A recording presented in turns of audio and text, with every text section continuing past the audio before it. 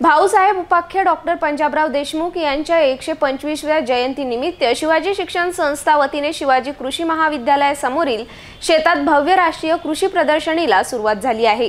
ही प्रदर्शनी आता सर्व शेतकऱ्यांना एक वरदान ठरत आहे। हीच प्रदर्शनी पाहण्यासाठी शेकडो शेतकरी नागरिकांची मोठी गर्दी होत आहे।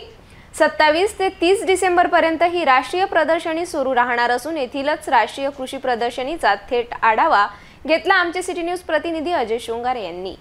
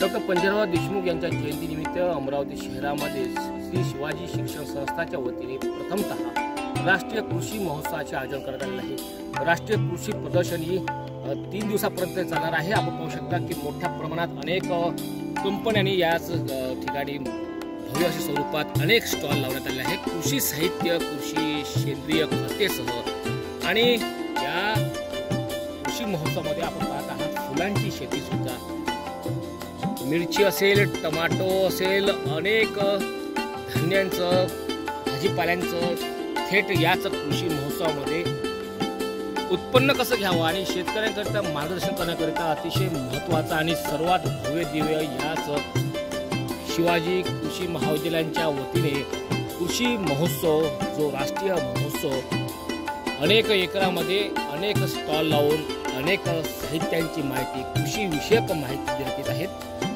आणि फुलांची शेती, आपण भरलेली शेती सुद्धा आपण पाहत आहात। अनेक शेतकऱ्यांनी अमरावती जिल्ह्याच नव्हे इतर जिल्ह्यातील शेतकऱ्यांनी या कृषी महोत्सवामध्ये भेट दिलेली आहे।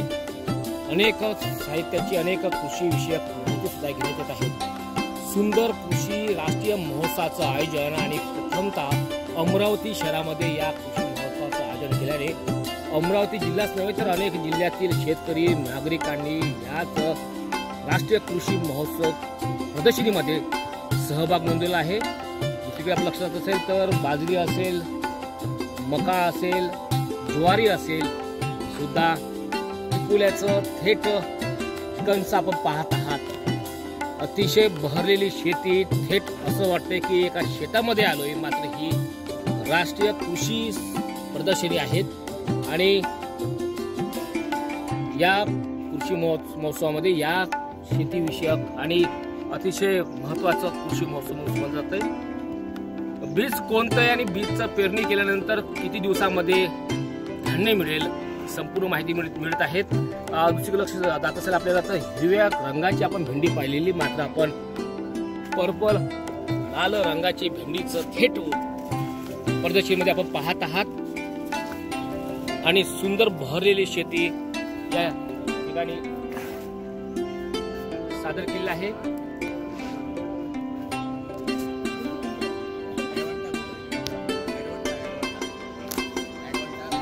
आडवंटा गोल्डन सीड्स या व्हरायटी आहे ही आपण लाल भेंडी म्हणून नावाजले जाते लोकांना। त्या व्हरायटीचं नाव आहे कुंकू। कंपनी आडवंटा गोल्डन सीड आहे आणि आपण हिच्यात आयरन आणि कॅल्शियम, जे की शरीरासाठी, बायांसाठी, पुरुषांसाठी गरज असते, त्याच्यात जास्त प्रमाणात आहे दुसऱ्या भेंडीमुळे। त्यामुळे ह्या भेंडीची मार्केटमध्ये आता नवीन व्हरायटी मागणी वाढत आहे। तुम्ही बघू शकता प्रत्येक भेंडीला लाल भेंडी आहे आणि हिला प्रत्येक ब्रँचेसला पण भेंडी लागते, खालून हे ब्रँचेस जे येतात त्यामुळे हिचं जास्त मार्केटमध्ये आता उत्पन्नात वाढ होते। शेतकऱ्यांसाठी प्रश्न आहे, शेतकऱ्यांना भेंडीचं उत्पन्न घ्यायचं आहे, टोमॅटोचं घ्यायचं आहे, तर त्यांना काय मार्गदर्शन करावं आपण? शेतकऱ्यांना भेंडीसाठी आपण ही व्हरायटी, आणखी आपल्या कंपनीच्या राधिका 216 ज्या व्हरायटी येतात, तर ज्या शेतकऱ्यांच्या चॉईसनुसार असतात। जर त्यांना लालमध्ये लावायची असेल तर ही आता मेगा सिटी ज्या मुंबई, पुणे ज्या मोठ्या सिटी आहेत त्यामध्ये आता नवीन आता ह्या व्हरायटीची मागणी वाढत आहे आणि ती तर रेग्युलर आपले प्रत्येक शेतकरी लावतातच, ती जी राधिका 216 ज्या व्हरायटी आहेत त्यामध्ये असं आहे की आता तुम्ही वातावरणानुसार व्हरायटी लावा, प्रत्येक वातावरणाला वेगळी व्हरायटी असते, त्यानुसार शेतकऱ्यांना त्याचा फायदा होईल। पावसाळ्यासाठी वेगळी आहे, उन्हाळ्यासाठी वेगळी आहे, थंडीसाठी, कारण वातावरण जसं बदललं तशा व्हरायट्या बदला। लोकांचं प्रत्येक वेळेस एकच व्हरायटी लावतात त्यामुळे शेतकऱ्यांचं नुकसान होतं। तर माझं म्हणणं आहे की प्रत्येक वातावरणानुसार आपण रिकमेंडेड जी व्हरायटी चालते त्या वातावरणाला ती लावत जावं, त्यामुळे शेतकऱ्यांच्या उत्पन्नात पण वाढ होईल आणि ह्याच्यात पण वाढ होईल, खर्च कमी होईल आणि उत्पन्नात वाढ होईल, त्यामुळे शेतकऱ्यांचा फायदा होऊ शकतो। ओके।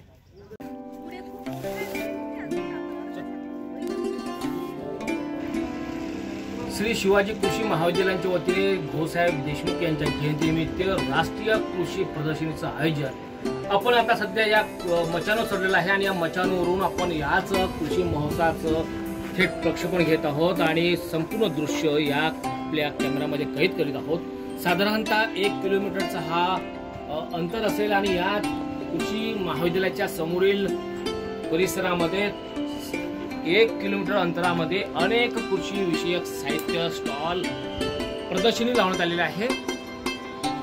याच कृषी प्रदर्शनीमध्ये वेगवेगळ्या बीजद्वारे कोणतं पीक अतिशय महत्त्वाचं आणि किती लवकर दिवसामध्ये उगवणार हे सुद्धा सादरीकरण प्रात्यक्षिक सादरीकरण केलेलं आहे। याच कृषी महोत्सवामध्ये हजारो शेतकरी नागरिक सुद्धा आपल्या कुटुंबासह दाखल झालेले आहेत। आमच्या कॅमेरामध्ये पाहत आहात साधारणतः 1 किलोमीटरचा हा परिसर आहे। या परिसरामध्ये लिंबू असेल, केळी असेल, पेरू असेल, अनेक विविध फळांच्या वृक्षांचं थेट प्रदर्शनी याच महोत्सवामध्ये मिळत आहे। काय आहे हे तुम्ही स्वतः बघा। बरं, उद्दिष्ट काही नाही, भाऊसाहेबांच्या स्मरणार्थ ही प्रदर्शनी आहे। 1959 रोज या सालामध्ये भाऊसाहेबांनी दिल्लीमध्ये 3 महिन्याची प्रदर्शनी, जागतिक प्रदर्शनी भरवली होती आणि त्याची आठवण म्हणून भाऊसाहेबांना एक श्रद्धांजली म्हणून ही प्रदर्शनी संस्थेने भरवली।